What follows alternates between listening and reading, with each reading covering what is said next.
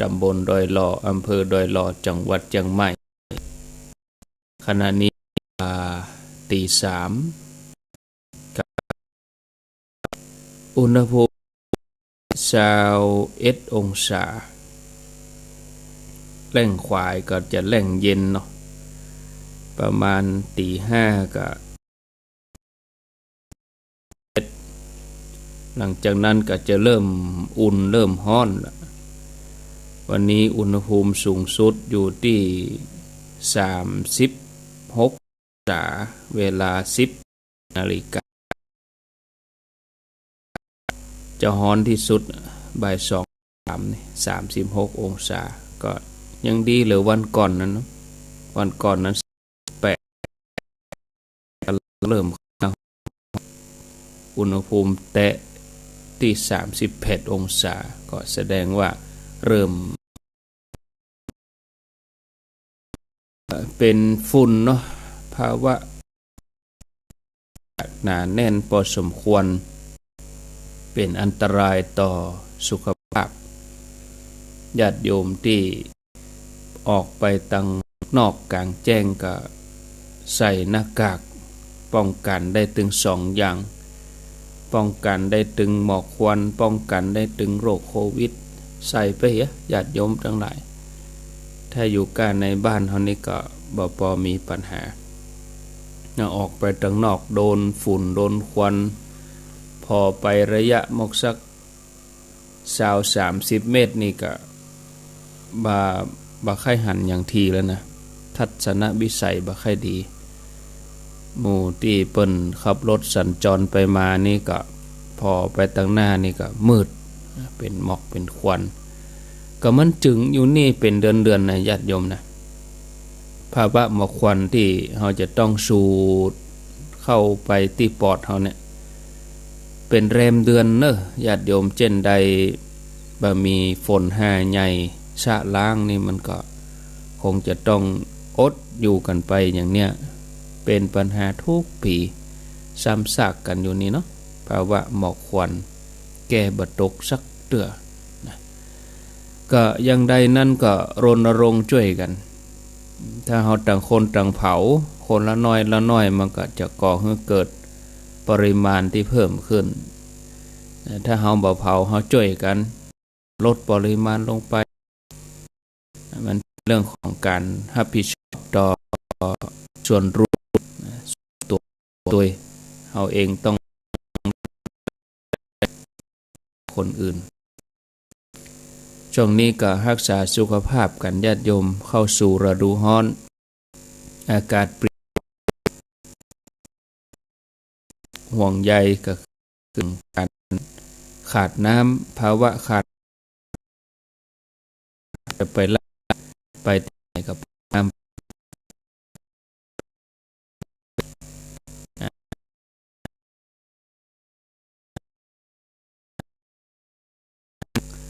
ถึงแม้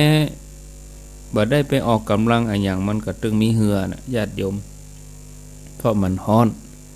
ภาวะขาดน้ำแถมประการหนึ่งก็โรคเกี่ยวกับอาหาร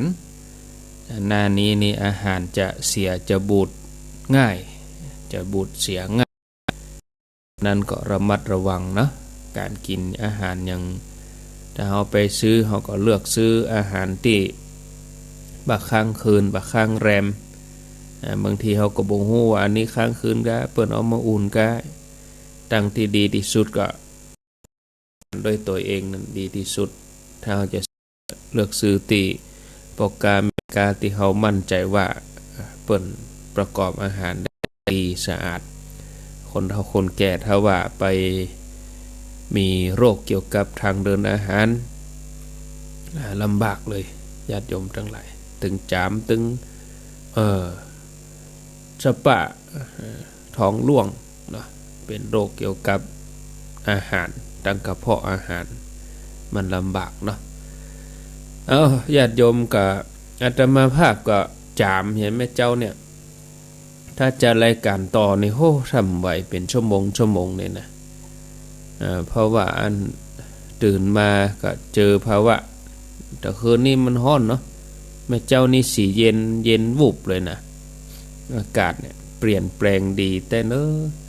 แต่คืนเราจะใส่หมวกอุ่นก็ฮ้อน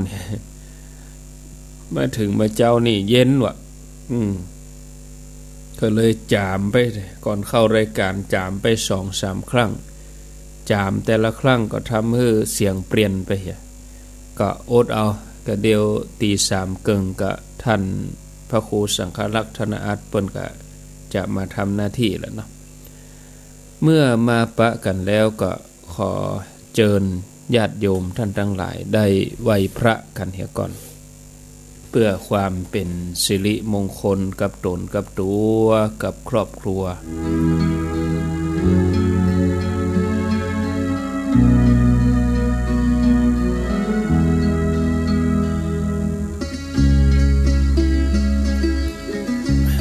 เอาละญาติโยม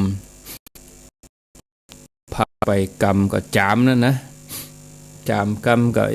มันคัดจมูกเนาะมันก็เจ็บเมื่อยอย่างเก่า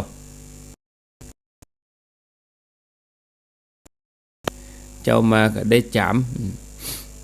คัดจมูกกินน้ำอุ่นเหมือนกันนะบางท่านกินน้ำอุ่นเอาน้ำก็เนี่ยหมดนะแต่มันอาตมามันเป็นโรคประจำตัวมันเป็นภูมิแพ้เนี่ยจะได้มันก็ตึงนี่ตลอดควายมาก็ดีอะระหังสัมมาสัมพุทโธภควาพุทธังภควันตังอภิวาเทมิสวากขาโตภควตาธัมโมธัมมังนามัสสามิสุปฏิปันโนภควโตสาวกสังโฆสังฆังนามามิกับหนึ่งกับสองกับสามกับนึกถึงคุณพ่อคุณแม่ของเฮาเนกับนึกถึงคุณครูบาอาจารย์กับพระเรียบร้อยก้อยขยับขยายนอนฟังก็ได้นั่งฟังก็ได้เอาความสะดวกสบายของท่านทั้งหลายว่าตอนนี้ไปเชิญญาติโยมทั้งหลายได้รับพรสัพพิติโยวิวัชชันตุสัพพะโลโกวินัสสันตุมาเตภวัตวันตรายโยสุขีทีคายุโก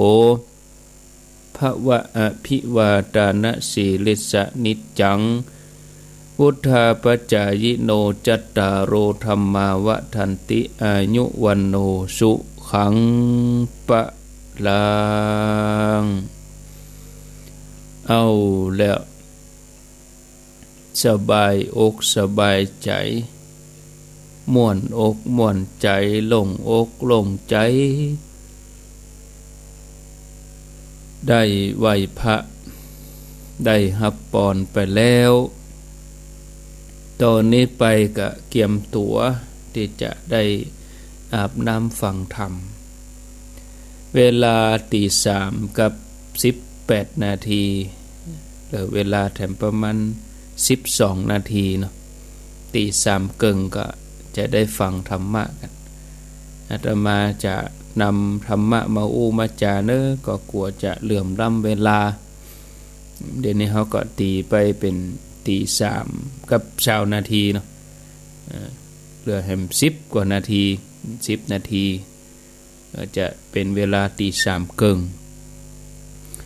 หลายท่านก็ตื่นขึ้นมาตั้งเมื่อตี 2บางท่านตื่นมาเวลานี้พอดีหลายท่านตื่นมาก่อนหน้านั้นก็ตามปกติของคนเฒ่าคนแก่นะตื่นเวลานี้ญาติโยมเขาเองวันนี้ได้ยินครูบาอาจารย์มาเข้ารายการก็แล้วใจความแล้วใจนี่มันตึงมีเนาะมาได้ยินเสียงก็เอากังวลไปที่ไหนยังมาเข้ารายการยังมาจัดรายการวันใดได้ยินกันแล้วใจ เดี๋ยวก็นอนทอนอนฟังไปกับม้อยรับไปเป็นเตื้อก็แต่ว่านี่ก็บ่ได้เข้ารายการสักกรรมแต่ว่าแมลงก็อย่างที่บอกญาติโยมทั้งหลายไว้ล่วงหน้าว่าบางทีมีเหตุจำเป็นบางทีก็มีการมีงานตั้งหน้าเข้ารายการบัดตันกับญาติโยมก็พยายามจะไปกังวลอาตมาถึงบอกให้ท่านว่าบทยึดติดที่บุคคลถ้าเราไปยึดติดบุคคลเนี่ยทำให้เรากังวลอาตมาเองก็เหมือนกันบางทีก็มันมีญาติโยมนะการเฉพาะหน้ามันมีบางทีมันก็มันบ่สะดวกความจริงก็บ่อยากจะละรายการอยากจะมาดำเนินรายการตามเวลาบางครั้งบางทีมันก็มีเหตุจำเป็นไม่ใช่ว่าออกสถานีไปแล้วเขาจะไปพักมันไม่ใช่เนาะมันไม่การอย่างอื่นนักญาติโยมแต่ว่านี่เข้าวัดพอค่ำ5 โมงป่ายเข้าวัดแต่ว่านะวันค่ำเหมือนกันแล้ววันนี้แหมก็เพิกมาไงนี่ก็จะเกียมตัวเนาะเกียมตัวเกียมหยังก็ทำงานเล็กๆน้อยๆที่วัดบ่ายโมง2 โมงก็เกียมตัวจะเดินทางแล้วนี่3 โมงป่ายนี่ก็จะออกไปเวียงปะเป้าละนะวันนี้จะไปแสดงธรรมพร้อมกับคณะสงฆ์ครูบาอาจารย์หลายตนท่านพระครูสมเด็จธรรมเสวีท่านพระครูสถิตสารคุณท่านอาจารย์วรรณชัยวัดพุทธศรีคีรีท่านพระครูกัลยาณประโมทท่านพระครูวรธรรมนาถวัดหนองเหียงแล้วก็อาตมาภาพพระครูอภิวัฒนวิกรมแล้วก็ท่านพระครูวาปีวรบณิตท่านก็จะร่วมเดินทางไปด้วยกันไปพบปะศรัทธาญาติโยมคณะสงฆ์อำเภอเวียงป่าเป้าก็คืนนี้คืนสุดท้ายพอดีเนาะคืนวันที่3ก็คืนนี้คืนสุดท้ายเจ้านี้เปิ้นก็จะใส่บาตรกันท่านสมชาติท่านไปตะวาละท่านเดินทางไปตะวาจะไปปฏิบัติธรรมร่วมกับคณะสงฆ์อยู่2 คืนแต่คืนเปิ้นก็คืนธรรมาสแสดงธรรมส่วนคืนนี้ก็อาตมาเขาจะไป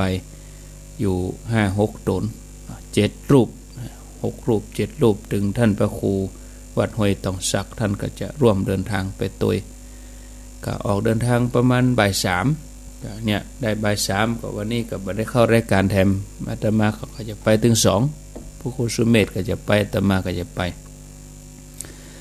ถ้าบอกล่วงหน้าว่าอย่างนี้คนเท่ากับบ่กังวลถ้าบ่ได้บอกนี่มันจะมีเดี๋ยวก็หับโทรศัพท์อยู่หั่นญาติโยมก็บ่ได้ฟังหั่นเนาะวันนี้ก็บ่เป็นหยังอันอย่างใดก็มันมีภารกิจอยู่หน้าที่ก็ต้องทำกันไปนะเมื่อแสดงธรรมแล้วประมาณ3 ทุ่ม4 ทุ่มก็ปิกมาถึงวัดก็เกือบเที่ยงคืนหมดแล้วนี่กว่าจะทยอยไปส่งแต่ละตนอาจารย์วรรณชัยนี่ยังบ่ได้ขึ้นต้องได้นอนบ่นอนม่อนห้วยแก้วก็นอนที่วัดหนองผาขาวพุทธศรีคีรีท่านอาจารย์วรรณชัยชยานันโทส่วนอาตมาภาพเองก็แล้วคืนนี้ปีกวัดตี 1นี่เนาะเที่ยงคืนก็วันที่4 7 โมงก็จะไปแม่แจ่มไปแม่แจ่มงานพระราชทานเพลิงศพที่วัดแม่ปานเนี่ยก็มื้อนี้ต้องไปญาติโยมทั้งหลายเนาะได้ก็บ่ดีสถานีตั้งแม่แจ่มเพิ่นก็อุตส่าห์เปิดสัญญาณตั้งแต่ตี 3หมู่เฮาได้ฟังอย่างใดญาติโยมตั้งแม่แจ่มเพิ่นก็ได้ยินอย่างนั้นนะมันละกันมาได้ไปมาหาสู่กันก็บางทีภารกิจแต่ละวันครูบาอาจารย์แต่ละตนเพิ่นก็มีตลอดเพียงแต่ว่าบ่ได้เอามามากล่าวในวิทยุอีบ่ได้บางครั้งบางทีเขาจะมาให้หมดไปที่หั่นที่นี่ไปรับทานที่ให้หมดมันก็บ่ได้หยังคือโยมเขาก็บ่ได้ธรรมะหยังเพียงแต่ได้มานั่งฟังว่าอาตมาไปไหนพระคุณเจ้าไปไหนแต่บางทีก็บ่อยากจะเอามาเนาะ มาอยู่เนอะถ้าก็ถามวันนี้ไปไหนเหมาะอย่างที่เขาก็ต้องทำใจนะถือว่าพระสงฆ์ทั้งหลายที่เปิ้นมาออกรายการนี่ก็เป็นที่สนใจเป็นบุคคลสาธารณะแต่บางครั้งบางทีเขาจะไปอู้ให้หมดไปบอกให้หมดมันก็ไม่ใจยังเพราะว่ามันเป็นภารกิจส่วนตัวที่เขาจะต้องไปทำแต่ละมือแต่ละวันเนาะตี3:25 นาทีก็เหลือเวลาแถม5 นาทีแต่ละสถานีก็คงจะมาครบหมดทุกที่ทุกแห่งแล้วเนาะในหัวในเวียงก็ตั้ง 104.50 อันนี้ญาติโยมก็ได้ฟังเป็นประจำมาพยายามจะบ่ได้ขาดถึงแม้ตัวเองบ่ได้มาก็พยายามจะจัดเวลาให้พระคุณเจ้าสลับสับเปลี่ยนกันลากันไปก็พยายามรักษามนต์เสน่ห์ของรายการไว้จะพยายามให้เป็นรายการสดอีกนะถ้าเป็นเทปก็เว้นแต่ว่ามันสุดวิสัย 1. สุขภาพตัวเอง 2. ไฟฟ้าดับอินเทอร์เน็ตบ่เอื้ออำนวยมันเหตุผลต่างๆที่จะมีเทปมานี่คือว่ามันก็จะต้องมีเหตุสุดวิสัยตัวอันแต่ถ้าบ่มีเหตุการณ์อย่างใดอย่างนั้นก็พยายามจะรักษารายการไว้ให้เป็นรายการสดเนาะเพราะว่ารายการสดนี่มันต้องมีท่านอย่างเทปมาออกมันก็มีท่านอย่างรายการสดนี่เขาบอกเวลาแล้วก็อู้ไปอรรถรสมันก็ดีไปอย่างถ้าเป็นเทปรายการแห้งนี่ก็เพลินไปมันบ่ได้ตอบโต้อย่างรายการสดนี่เขามีโอกาสได้รายการก็เวลาพระเจ้าประสงค์เปิดสายญาติโยมก็ได้โทรมาตอบโต้กันอู้กันคนก็รู้สึกว่าตื่นเต้นไปถ้วยอยู่บ้านนั้นบ้านนี้บางทีเขามีพี่มีน้องอยู่ต่างจังหวัดอยู่ต่างอำเภอนะตั้ง104นี่ก็รับสัญญาณท่านอาจารย์พระครูสมุวิสุวัตวโรก็ครอบคลุมอำเภอเมืองสารปีสันทรายดอยสะเก็ดแม่แตงแม่ริมเนาะห่างดงเพื่อก็มีพ่องไปแถวเสมิงพดไปแถวเมืองปานลำปางปุ่นนะตั้งเมืองฝางกับที่FM 100.25ครอบคลุม 3-4 อำเภอเพื่อมาถึงแม่สุดมอำเภอฝางชัยประการเมืองก็ญาติโยมไปฟังตังแม่แจ่มก็ 106.25 ก็สดเมื่อแถวเมืองลีเพื่อก็มีวัดจันทร์กัลยาณิวัฒนารับฟังกันได้ตัง 98.75 ครอบคลุมอำเภอหงเวียงหนองร่องป่าช้างจอมตองฮอดแล้วก็สถานีวิทยุที่ฮอดเพิ่นก็ครอบคลุมอำเภอฮอดดอยเต่าแม่เสลียงญาติโยมทั้งหลายก็ติดตามฟังกันได้ที่รายการแต่ละรายการดังนาน้อย91.0 แถมมีหลายๆคลื่นเนาะที่เปิ้นรับสัญญาณยังเจ้ามืดนี่ก็มีประมาณสัก5 สถานี 5-6 สถานีควายมาแถมน้อยถ้าตี 5ไปก็จะมีประมาณ9 สถานีแมลงก็ประมาณ5 สถานีเมื่อค่ำนี้นักน้อย15-16 สถานีอันนี้ก็ติดตามเฮาฟังกันเฮาก็มีกัลยาณมิตรเนาะมีเจ้าหมู่มีเพื่อนมีคนจะมาสนใจฟังกันอย่างญาติโยมเขาเองเนี่ยมาเต้ว่ามาเจ้าบัดเต้บอกว่าบัดไหลมารับหรอคนที่เปิ้นตื่นมาบางท่านตื่นมาได้ล้างหน้าล้างตาทำงานนี่มันโล่งดิบ่มีอย่างมารบกันก็น่าอนุโมทนาเนาะตื่นเจ้ากินพักตั้งไปตื่นขวายกินพักตั้งเก้าแต่ว่าถ้าร่างกายมันบ่ไหวก็นอนนั่นนะนอนฟังเอาจะรับไปก็ตึ้มเป็นอย่างญาติโยมทั้งหลายนอนฟังรายการนี้มันสะดวกสบายโลบ่เป็นบาปเป็นกรรมอะไรนอนฟังหั่นเนาะอนุโมทนานะ ท่านผู้ฟังต่อไปนี้ก็ท่านพระครูสังฆลักษณ์ธนอัตเปิ้นคงจะพร้อมละสัญญาณมาแล้วก็จะได้มอบถวายเวลาให้เปิ้นไปตั้งแต่เวลานี้ตี3 กึ่งจนถึงเวลาตี4:56 นาทีแล้ววันนี้วันพุธอาตมาภาพก็จะมา